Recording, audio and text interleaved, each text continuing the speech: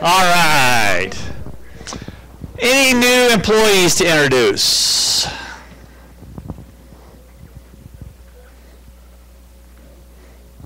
No? All right. Updates. Who's up first?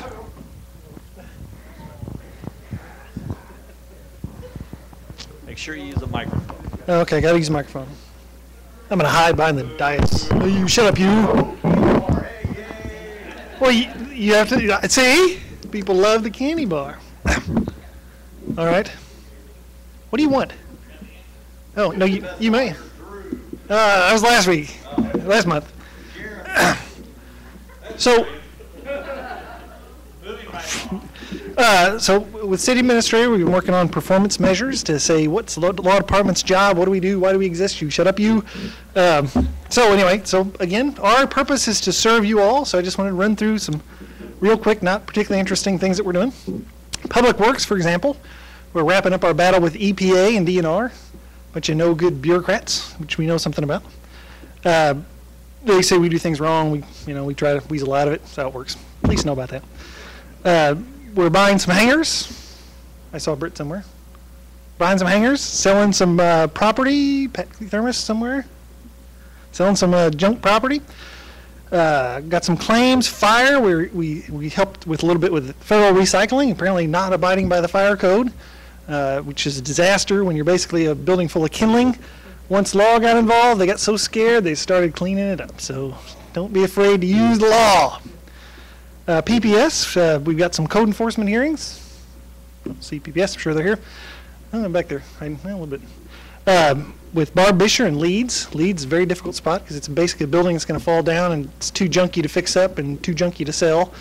So we're trying to get some things done there. Finance, we're making random questions, answers to random questions sound like opinions. Sheila? All right.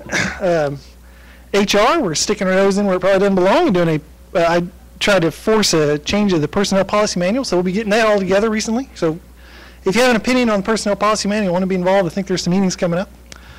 Parks, contracts out the wazoo, actually wrote down wazoo. Doing a little bit of multi-purpose and Special Olympics stuff. We're kind of work with them a little bit on that. It's some council discussion on that. That could be a really good deal if it works out. Police, Jeremy helped to replace a door that got broken down. He got a kudos from the chief. Woohoo! So did a contract with the, what are they? Lights, sirens? The sirens, got a maintenance contract with sirens. Court, we're putting bad guys in jail with the council, working on a transit committee because thank goodness now we can have a transit committee. So yay! We're selling, thanks to Pat's persistence, we got a bunch of little junk properties around we're trying to sell and get some new contracts for cell towers. Correction from last month when I said the only person that could sign a contract was Steve. Actually, Bill Lockwood can sign it for parks. That's my real quick update. Oh wait, if your kids or you are growing up thinking, I'd really like to be a city councilor, city attorney, what kind of a powerful guy he does, what kind of things does he do? I made 3 trips to look at a pothole on Friday, so yeah. Woo. Okay. The first person to ask me a legitimate question about law that has an answer, I will give a Twix to. That is not a legitimate question. It is a legal term. It's in Black's Law Dictionary for all you guys know. Now, a legitimate question can get a candy bar. Oh, that's actually halfway legitimate. I really didn't expect to be giving this to you, but that is actually in the personnel policy manual that you're prohibited from carrying firearms. I actually had a couple of employees, or councilmen over the years ask me about it and say they would be willing to change it, to which one employee who remained nameless said that's nuts. She doesn't want people carrying guns. So anyway, that is a legitimate open for discussion, which Steve may just say forget that. But anyway, that is in personnel policy manual, so worthy of discussion. So any other questions? I went fast, really didn't have that much interesting to say this time. I bought the candy bar last minute, so okay, thanks.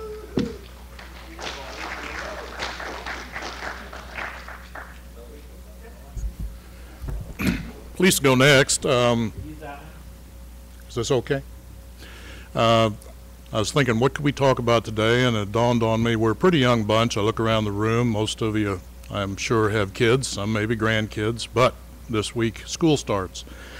So today we're going to have a few people here to talk about our impact on the schools, both in the buildings and outside the buildings throughout the year. But since we're starting school this week, I thought it was timely.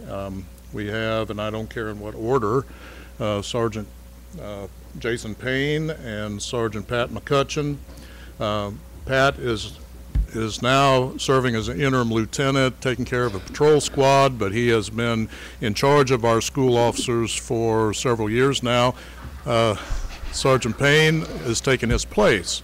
So we're going to have them talk about the school resource officers and some of the things they're doing in the schools, and that'll be followed by Sergeant Doug Rudiger, who is the supervisor of our traffic unit, and they're spending a lot of times around our schools, well, throughout the year, but particularly the next few weeks.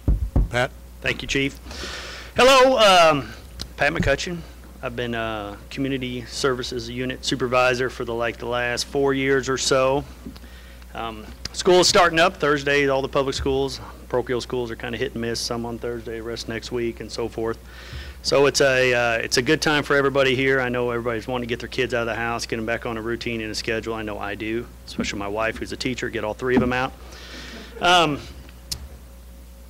Our community service unit started in 1995 with 1 officer, and that officer was assigned at the high school. It's grown now. We have 6 officers, 1 supervisor.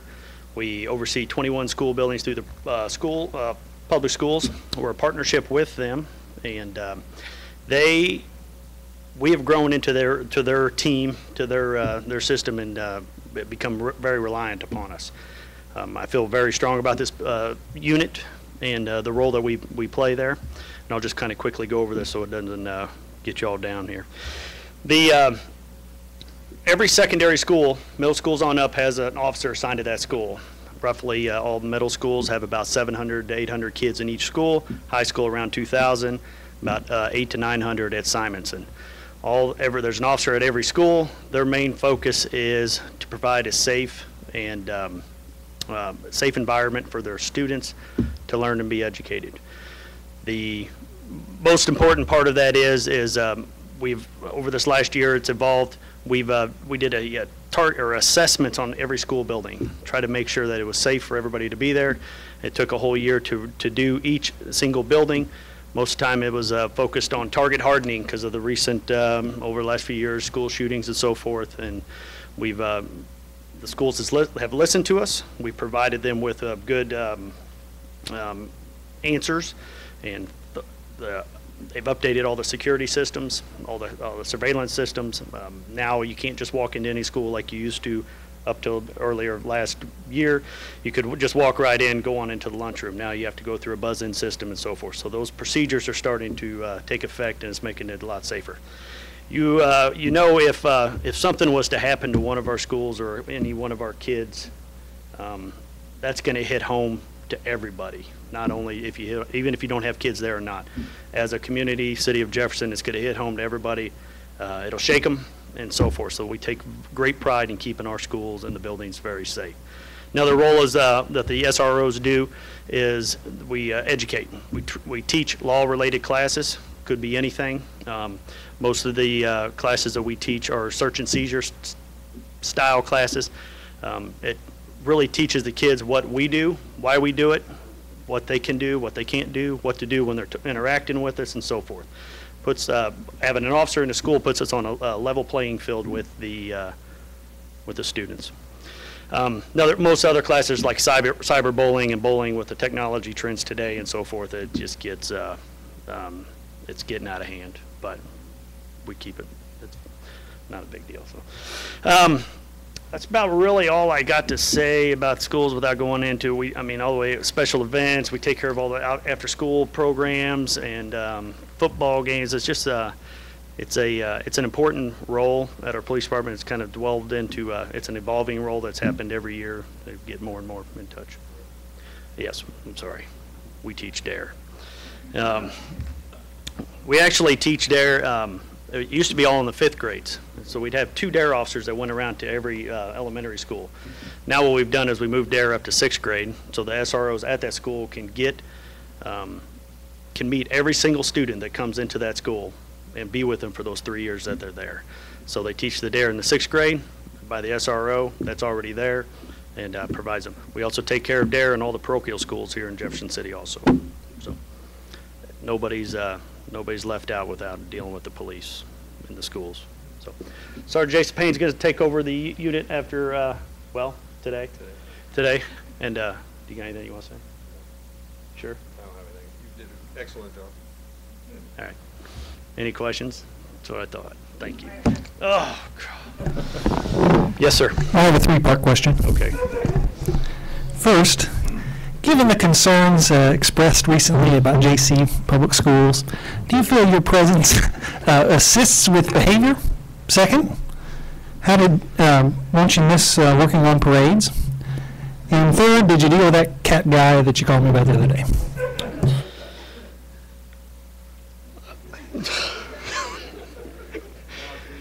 Hey.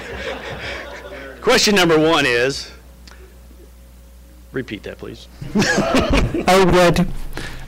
Given the recent concerns at the school about behavioral problems, do you feel your presence in the SROs assists with that issue? I believe the recent concerns in the about behavioral problems in the school are not as accurate as reported. I do believe our presence takes care of a lot of behavioral issues.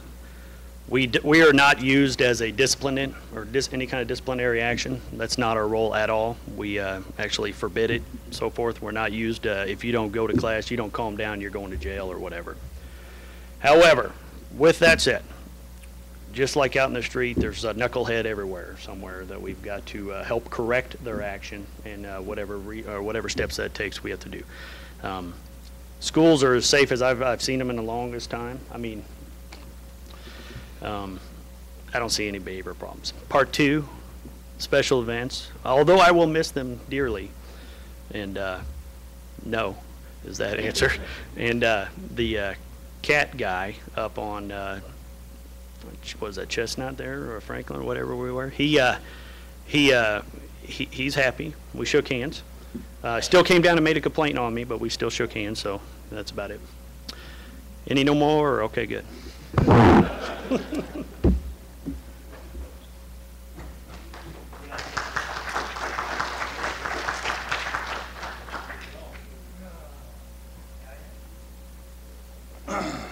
Couple tough acts to follow there. I am Doug Rudiger. I'm a sergeant with the Police Department's traffic unit. I've been at the Police Department almost 18 years, and the majority of my career has been in traffic or accident investigation, so I love what I do. The traffic unit itself, as an actual dedicated traffic unit, started in February of 2003. Now, we had a traffic unit years prior to that, but when I came on, there were just accident investigators on each squad, and we just worked a lot of the wrecks and was kind of a cover car. There was a need, and there still is, for a dedicated traffic unit, and again, like I said, that took off in February of '03. When it started, there were 6 patrol officers or 6 traffic officers and a sergeant. We're down a little bit on that. We're down to 4, but we'll get back up there eventually. Basically, our goal and objective is to just make sure that vehicular traffic and pedestrian traffic is done safely in town, in the city, and we do that through enforcement and public awareness education. Now, some people think education is the ticket. That's the enforcement side of it. But we do go to the schools. We get invited into the high school to the driver's ed classes. We get invited to some physics classes to talk about, how does math come into play? Because we're not just traffic officers. We're not just out there only writing speeding tickets. We're doing accident investigation and reconstruction, which gets pretty involved with math and physics, which takes a lot of specialized training. As far as the traffic unit goes and getting ready for the upcoming school year, we do it every year. We do a lot of media release, media attention, trying to get citizens and the public just to get back in the game of the fact that there's going to be a lot of kids out there. They're going to be walking to school. They're going to be getting off of buses. So we will be hitting the school zones pretty hard and pretty assertively. And there's not a lot of tolerance when it comes to speeding in school zones or speeding period, really. But school zones, I brought some numbers if anybody's interested about just the mere fact of what 5 or 10 miles per hour can do as far as how far it takes to stop. I mean, the difference from 20 miles per hour in a school zone to 30 miles per hour in a school zone in an ideal, perfect world is about 45 feet difference as far as getting stopped. 45 feet, that's a lot. Just 10 miles per hour over, and that's if someone's paying really good attention, their vehicle's perfectly working, in perfect condition, ideal world, so about 45 feet. So it's pretty important that we get out there and we keep people down to that speed where they're supposed to be. And then that's not just traffic. I mean, the police department as a whole takes on the whole school zone enforcement responsibility. So we do it on duty. We have guys that do it off duty. They'll be working overtime through grants we get from highway safety, or some sort through MoDOT and highway safety. So guys come in on their days off, not just traffic, but officers period, to come in and do overtime for school zone enforcement. So through awareness, public education, and it's not just school zones as well, but school bus stop arm violations. We get complaints throughout the year with people running stop signs of school buses. So we're working with that too. So that's just kind of a down and dirty for the traffic unit. Any questions I can answer for anybody at all? Good deal. The chief said keep the numbers out of it, so I kept the numbers out of it. But I brought a bunch of numbers in case there were questions.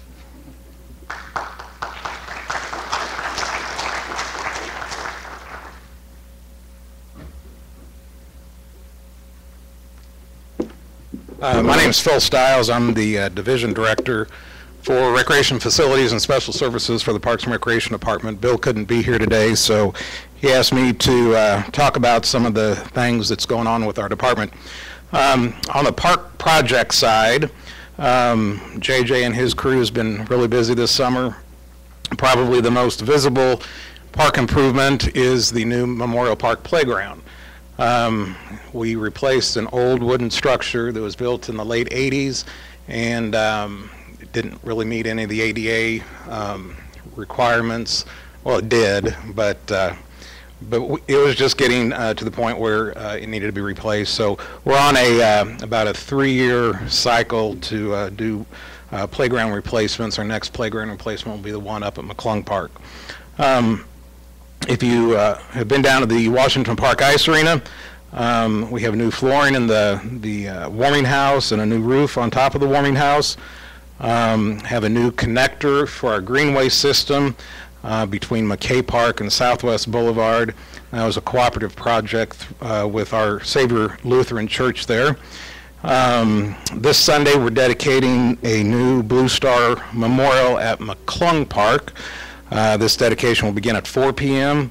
as part of the Morrow Drive Historic District celebration up at McClung Park. This memorial was paid for with money that we received through a bequest through the Bonnie Mae Dunlap estate, and it was built in cooperation with the Bittersweet Garden Club.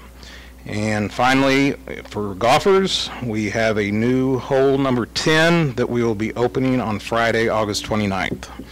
And let's see. Last Friday, Andy Carroll, is Andy here? He's not. Andy Carroll was promoted from the, what was his, park planner, and he is the new park and landscape planner. So he'll be overseeing the employees who do all the park improvements, and will be supervising the planner when that position's filled. As far as recreation, our new program guide is out. This covers the months of August through February. I did bring a stack of program guides if anybody's interested in looking to what we have going on during those months. We did open the Ice Arena on July 28th. This past weekend we had 4 performances of the Ice Theater, and starting in full swing with all the programs at the Ice Arena. Ellisport Riverside Pool closed for the season yesterday. Memorial closes tomorrow. For those of you who may not know this, we do rely heavily on high school and college age kids to work at those pools. Once school gets back in session, we really don't have an opportunity to keep the pools open. Tomorrow night is the Hot Dippity Dog at Memorial Park. If you have a dog and want to go swimming with the dog, you can bring them out from 6 to 7. We're big on partnerships, especially with a lot of our special events. This past weekend we hosted the Kicks and the Sticks, which was a trail run out of Bender Park. Had 225 people register. The local Rotaract Club put that on, but we helped with a lot of the logistics. And see, our Thursday Night Live series, there will be 4 on select Thursdays this fall. On October 30th, Dr. Chevegas will be the feature band. Let's see. And again, just want to give special thanks to the Police Department, Pat McCutcheon, Street Department and Parking for their assistance in all the downtown special events that we're involved with, and the Law Department for all the contract negotiations and facility use agreements. So, any questions? Yes? What determines the season for the ice rink? Our operating season is the end of July through the end of April, and it's really, the past several years, kind of been driven by participant usage and their interests. So there's no weather issues related to that trial period? Yeah. Nope. Any other questions? Yes. That's why we have it on the last day we're open. So we just drain the pool. Yeah, and we can backwash the filter and get the hair out. So, any other questions? I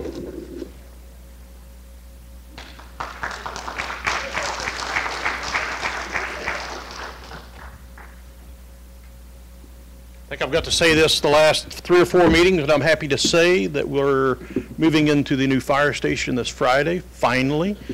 We did suffer some setbacks because of some damage during the storms, but we've worked with Public Works Department in getting those corrected, and happy to say that we are officially, where's Bangy at?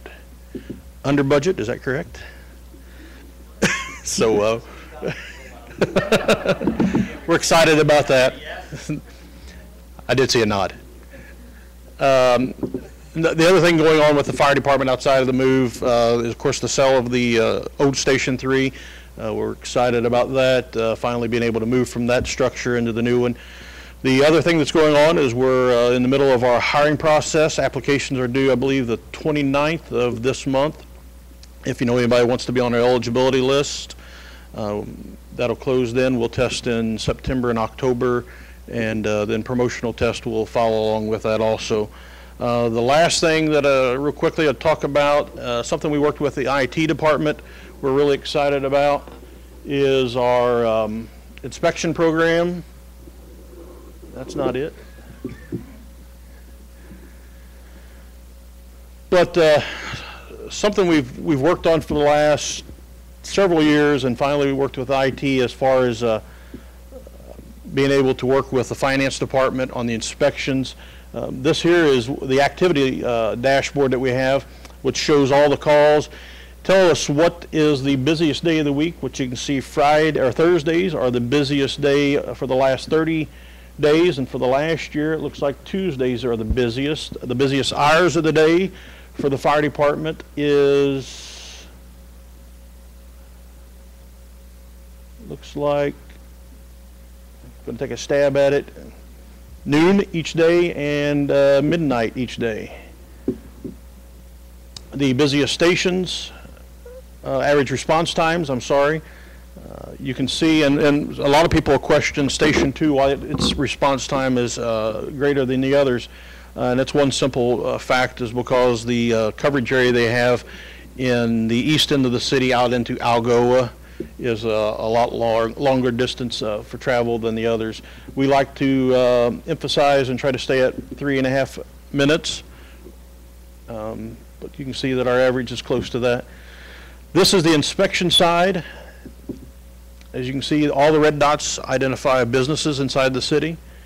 Green dots mean that they've completed an inspection at that property. Red dots shows that there's still an inspection to be done. The city's broken up into 21 different districts for the companies to inspect.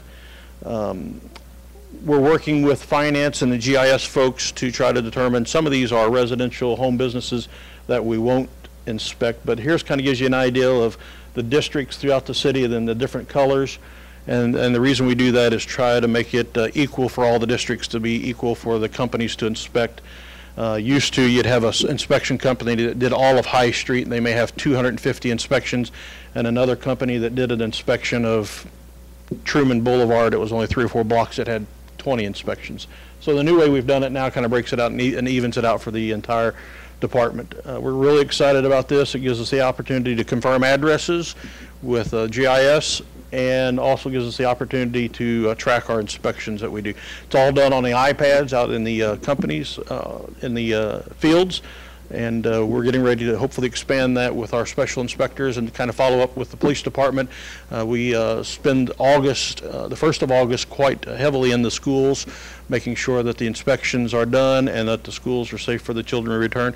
And then we also follow up mid-year, about January, February, to follow up with inspections on high hazards for schools. I won't take any questions, so any questions from this area? Thank you. I have a question. It's a two-parter. One is, can you break it down by call type, so what you're responding to? And the second is, what makes an inspector versus a regular fireman? Each company is considered an inspection company. We have 6 special inspectors that work for the fire department, 2 on each shift. So they get an incentive pay for that. They also require special training for these special inspectors positions. They do all the plan review, code enforcement, new business inspections, and high hazard inspections, which I believe there's 120 of those identified in the city. The hotels, motels, schools, factories that may be of high hazards. You mentioned federal recycling is one of those high hazards. And your other question, statistics show that throughout the last year, 67% of our incidents are EMS. It's broken down kind of vaguely here, but you got to remember EMS and rescue. That also includes motor vehicle accidents, extrications. So if you go down, and then of course with the dashboard, you can also tell us on the trends for the last 30 days. And you can do it by station also. It shows Station 3, 80% of their incidents are some type of medical emergency vehicle accident type call. Did I answer your question, Counselor? You did a great job. Anything else? Thank you.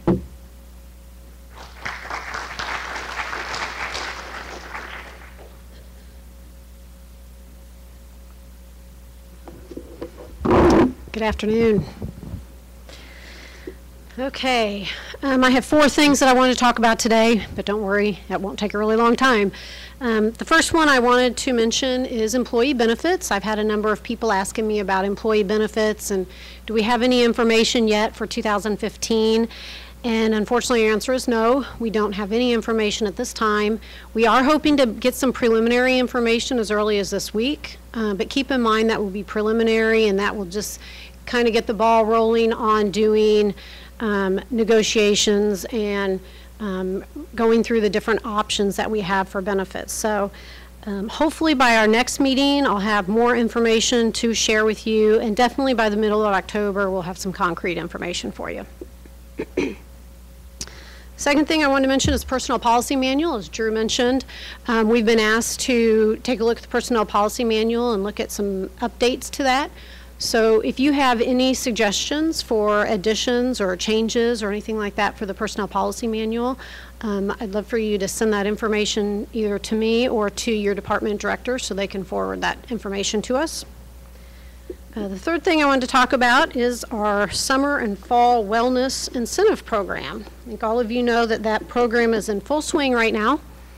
And I have a healthy option, $10 gift card to Panera, unlike a chocolate candy bar. For anybody that can tell me, Wazoo. For anybody can tell me the name of our summer fall challenge. Oh, so close. Reach the beach. There you go.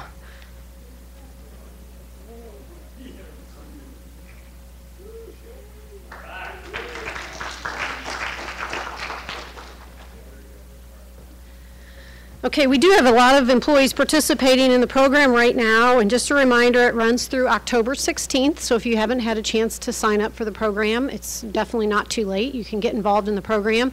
And the idea, along the idea of Reach the Beach, is for you to get active and do different things that would get you to the level of a certain beach.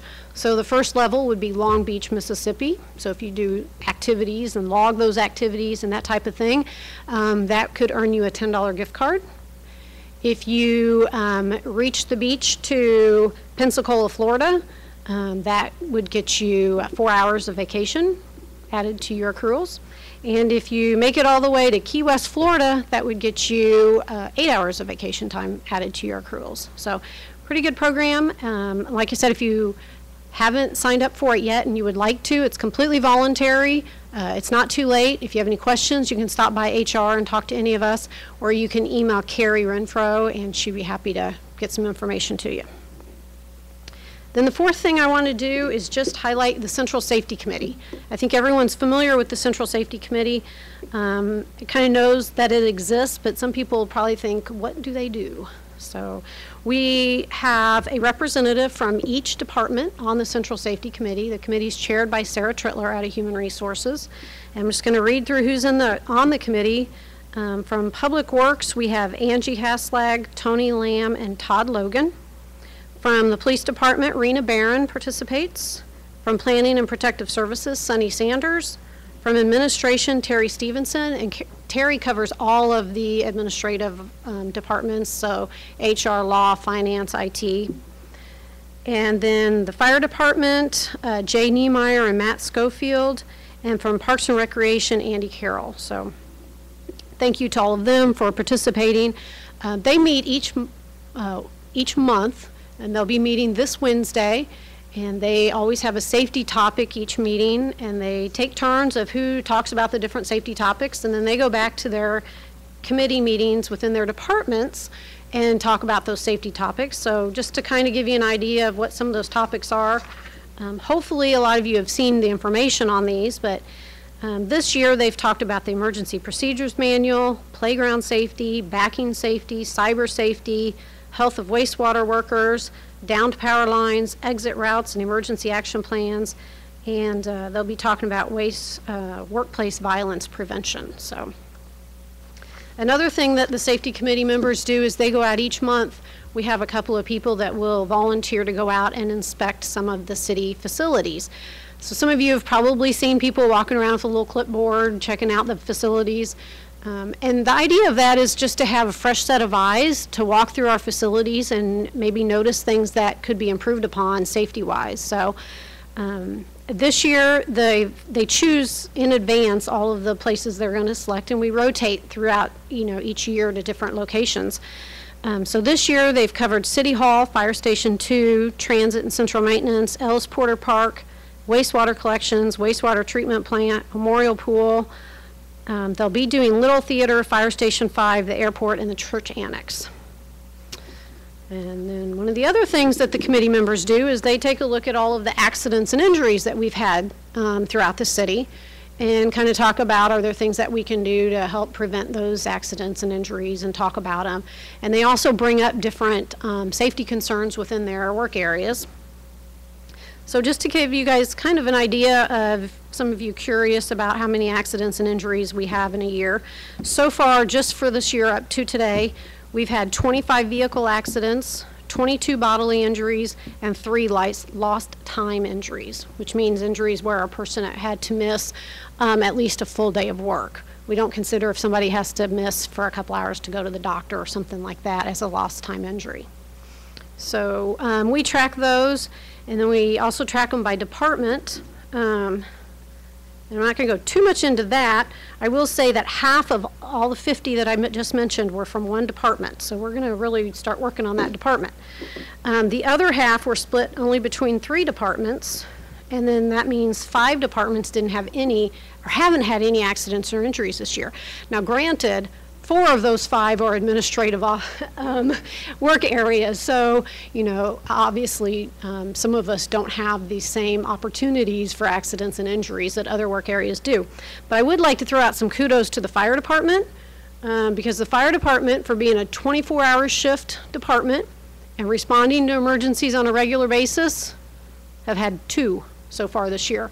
That's a really great number, and I was worried about saying that because I'm hoping I'm not jinxing you guys. So I'm knocking on wood and telling you that hopefully that doesn't change, but that's really great. So I'd encourage, if you guys see any safety hazards or anything like that in your work areas, that you do report those. And then I think that's it for the Central Safety Committee. Does anybody have any questions? Nope. Okay, thank you.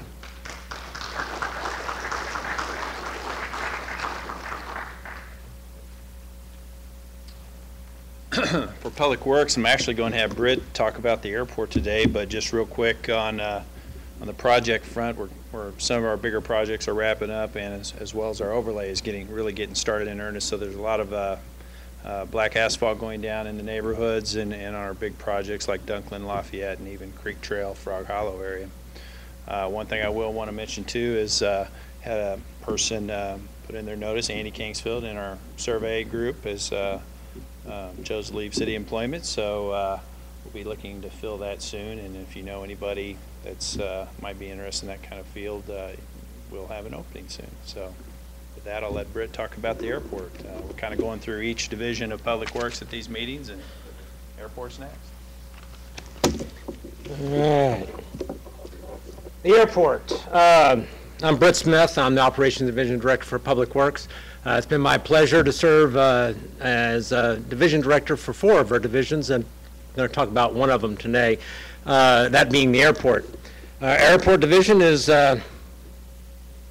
yes, the smallest division in Public Works. We have, but they do big things, and I'd kind of like to just run down a little bit and give you a little bit of statistics. I know we're not supposed to talk about numbers, but I'm going to because I'm an engineer. We have 61 base aircraft at the airport.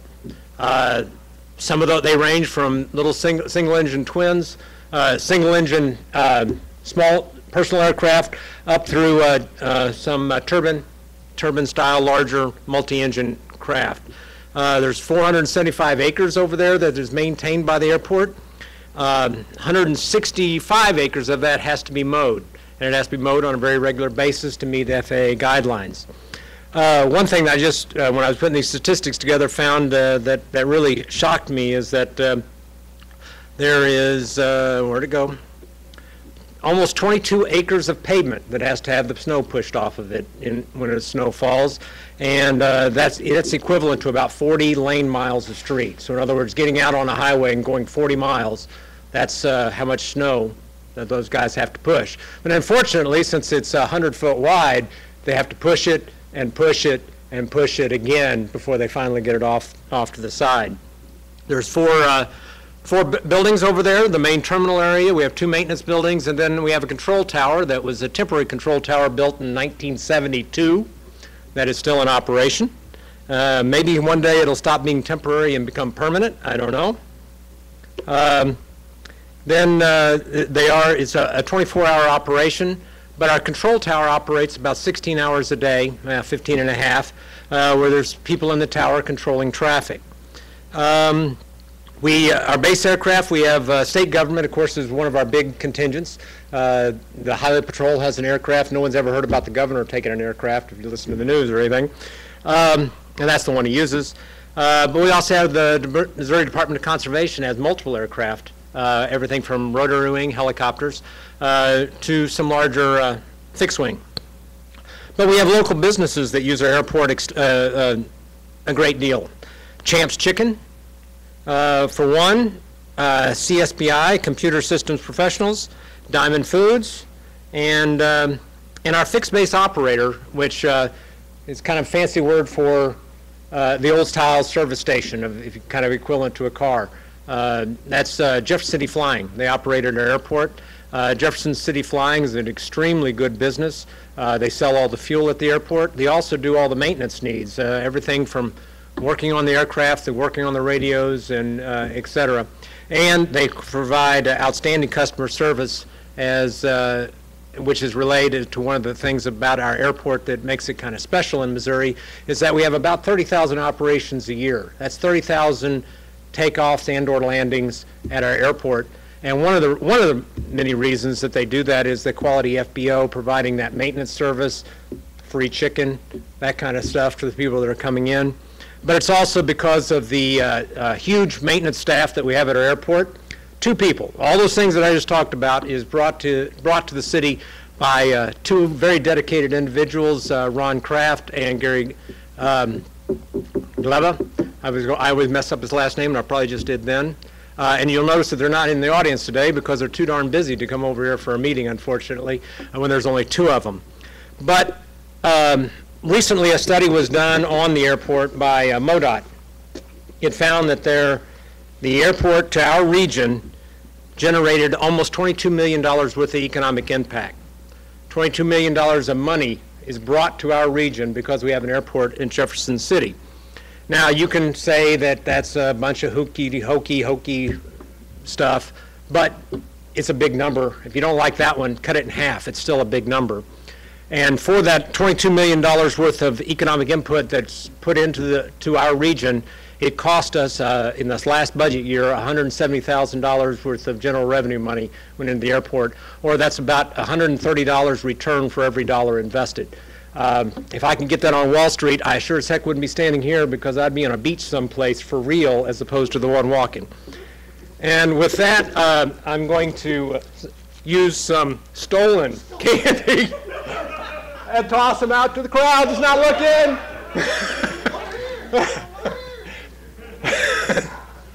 All right. Anybody got any questions? Questions? I have a 2-part question. How many feet of runway are there, and how great is the fish at Nick's? How great is the fish at Nick's? The fish at Nick's is awesome. Not as good as the chicken, in my opinion, but that's just my opinion. How long is the runway? We have 2 runways. One being, which is actually a good question, was the topic that I forgot to mention. One runway is long, and I'm trying to remember the number. It's is that metric long or standard long? It's like long. No, it's 7,500 feet is what I'm sticking in my head, but I'm afraid that's not the right number. But it's a sizable runway, and it's our oldest runway, and it's the one that we've recently received a grant and notification that the money is actually in the bank, a grant for replacing that runway, which we'd hoped to do this year, but it looks like that project will be put off to next year, about a $7 million project. Our other runway is 4,500 feet, which is our crosswind runway, which would have been 1,000 feet longer if someone in this room had voted a different way. But in Amendment 7, that was one of the Amendment 7 projects, was a 1,000-foot extension to our crosswind runway, but unfortunately that did not come to fruition. But the longest runway is based, we can bring in just about anything, including Air Force One if we wanted to. Any other questions? All right, thank you very much. And the law department was grateful to provide the candy that I stole off of Jeremy's desk.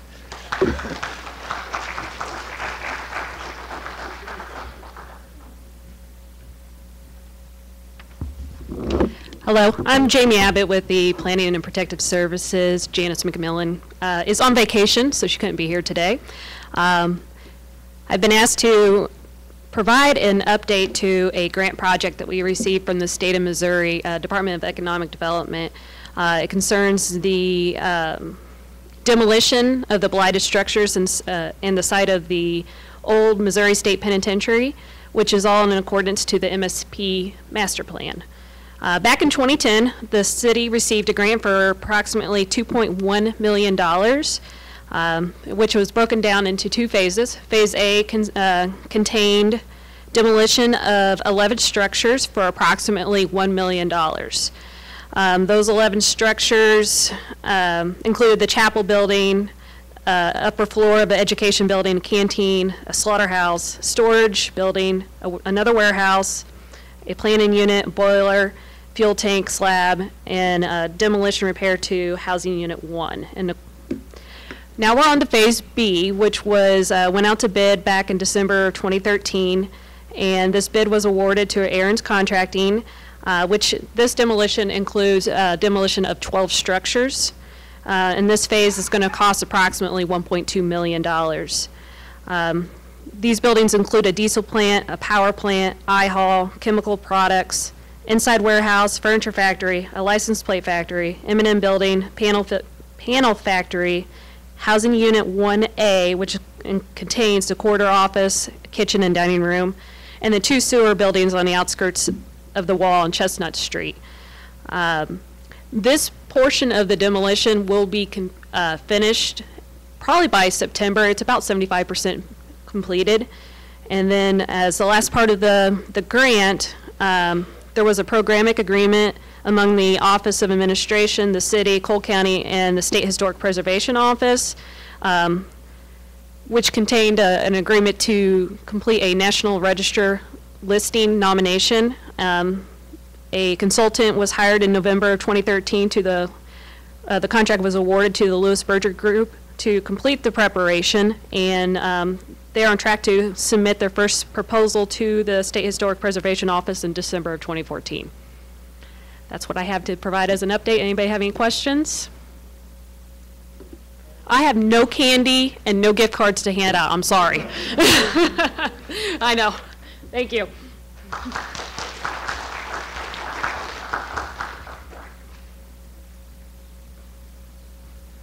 I too have no candy, no gift cards, so if y'all want to leave now, you're more than welcome to, but there'll be a free day of vacation being given out here before long, I have a feeling. So maybe something else, who knows. Just a quick update on finance and IT stuff. Some of you guys have seen, or some of you folks have seen, in the finance department, one of the things we've been working on is our policies and procedures for how we do things. We've been sending out emails to those affected by that, and we're developing a book. One of the complaints at times has been that we have unwritten rules and things happen and we just kind of make them up as we go. So we're trying to diffuse those rules, and we're coming up and saying we don't want to be the rules group anymore. We want to be the policies and procedures. This is how we do things when we do things with finance, and we're not going to be making things up. So you're going to see more and more of that as we come along from different folks, and I think the folks in finance have been doing a good job, and they've been willing to make those changes, and hopefully you guys will appreciate those as we go forward. I'm sure everybody's curious about the budget. It's a question I receive the most these days. I assume, I'm guessing, I'm hoping you will all see a copy of it in September. So that is kind of the time frame we are on right now for the budget, is that it will be coming out in September and that it will be balanced. Okay, it will be balanced. Steve didn't say it wouldn't be this time. So it's...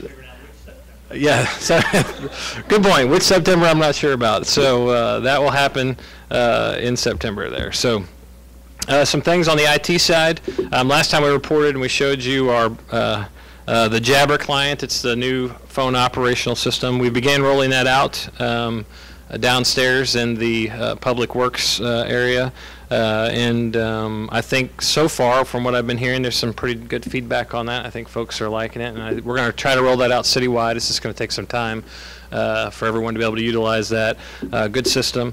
I know people always ask about the website, and we're going to start training for that in September as well for the content managers. So we're hopeful that by October everything will be done and ready to go, and we'll have a brand new website. When we do roll out the website, one of the things we're going to do is we've obtained the jeffersoncitymo.gov title. So we're going to have people, we can actually send people to a .gov website instead of a .org.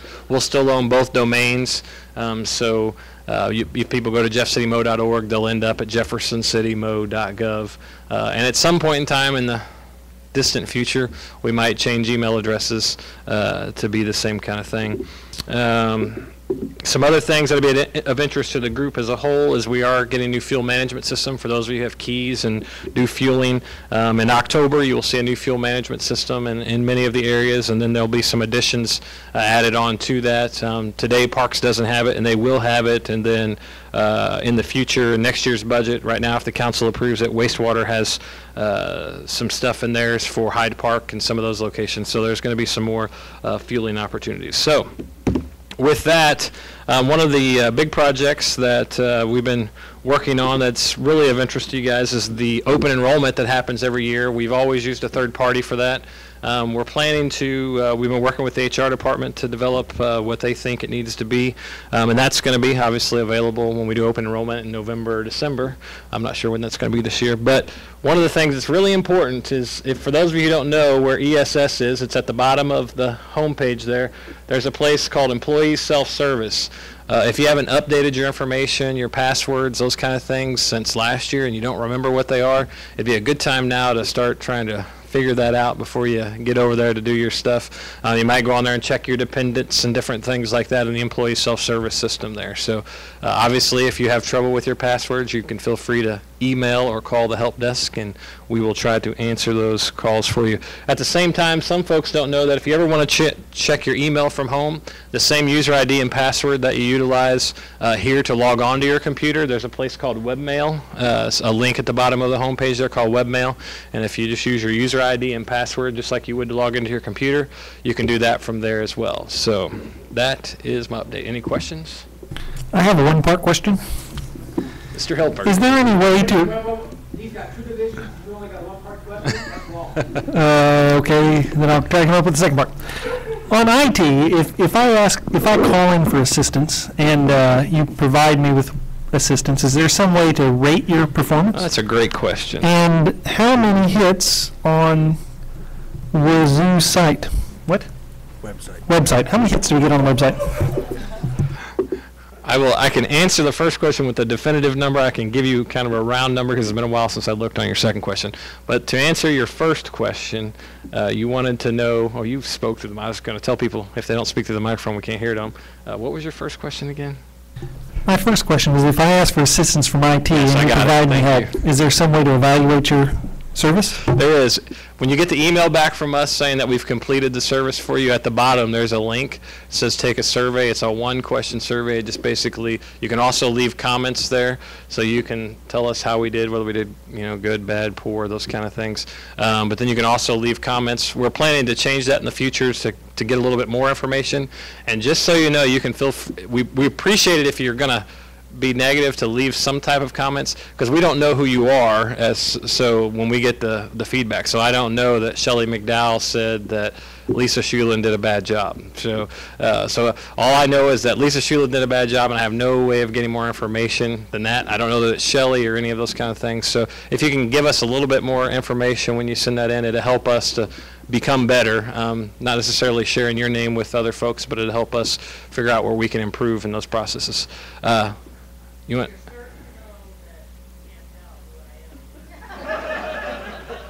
I'm certain, Brenda, I cannot tell who you are. Brenda wanted to know, for those of you who are, the 28 of you who are watching, there were 28 people watching, she wanted to know, for those that are watching, she wanted to know if I was certain. I am certain that we cannot tell who you are, so it is anonymous. So, and the second part of that question is the number of hits to the website. It's been a while since I've looked, but we averaged at one time, it was about 1,100 or so a week. So gives you kind of an idea. I don't know what it is today. It could be a lot more, it could be a lot less. I'm not sure. So.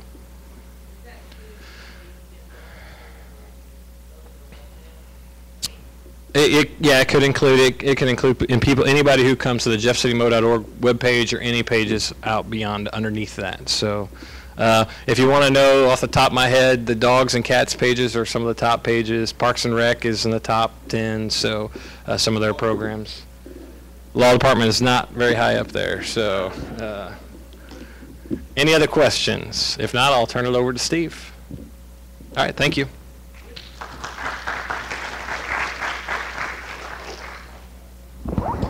All right, that's it. Nothing else? Any other updates? No? Okay. Suggestions, comments, questions? Rumor control? Nothing?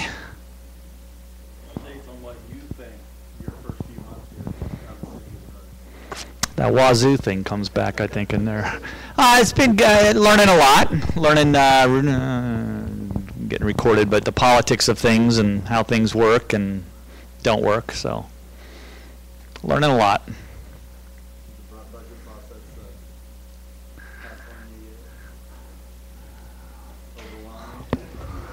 Just waiting for Bill to get out of the way. No. It's again, I think it's some of the politics associated with it. Learning, how the city council wants things and why they want things a certain way, and try to accommodate that. But now the budget's been a challenge. There's no doubt about that. But we're going to have it September 2014. So we're getting close, and then council will go through their exercise. So good question. What else? Nothing else? The budget hasn't been presented to the city council yet. So when we get, if we can work out the timing, one of the things I always like to do is to be able to have the budget come here and talk about what's going to city council. I don't know that we're going to have that timing, because I'm not really sure what the timing is for the budget. But certainly after it's adopted, we'll have a nice presentation on that. So try to get some update on that. But since it hasn't been given to the city council yet, don't have any decisions yet.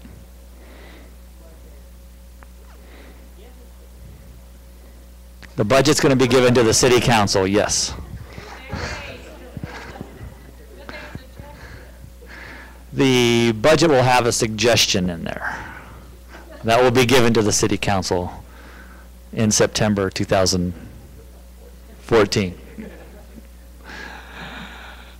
I can't, we're still going through trying to make some of the things balance out, and council, can only suspect there'll be a whole lot of conversation about things.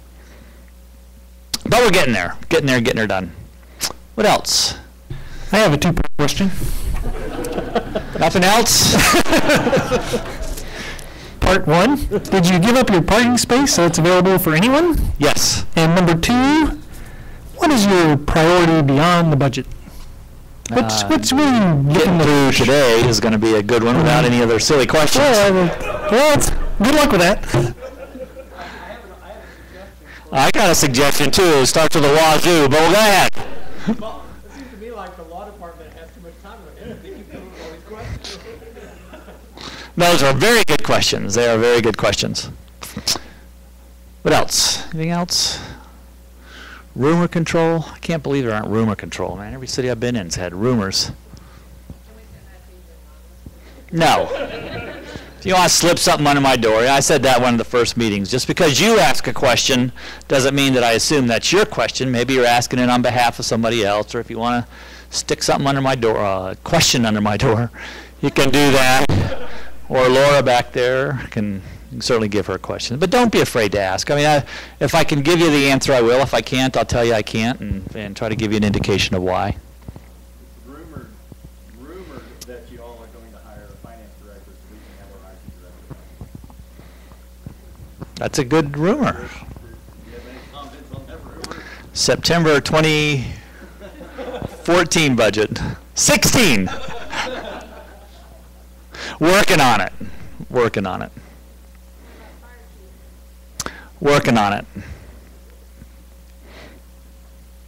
The budget, really, we were still playing with around $400,000 deficit difference that we had to still trying to fix. So, going through that process. Yep. And council, they don't have a date yet by which on which they want to talk about the budget, but hopefully to September, no later than September 2014. They got to make some decisions here. What else? Anything else?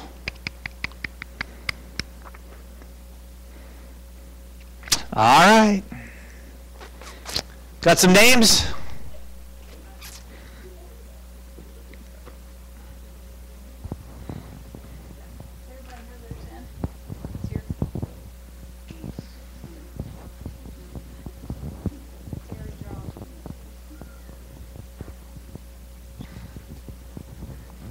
Kim Jones. Kim Jones. Do another one?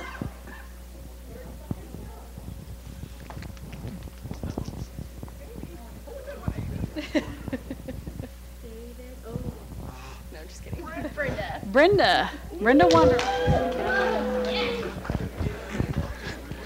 That's it? Man, an hour. Okay, thanks.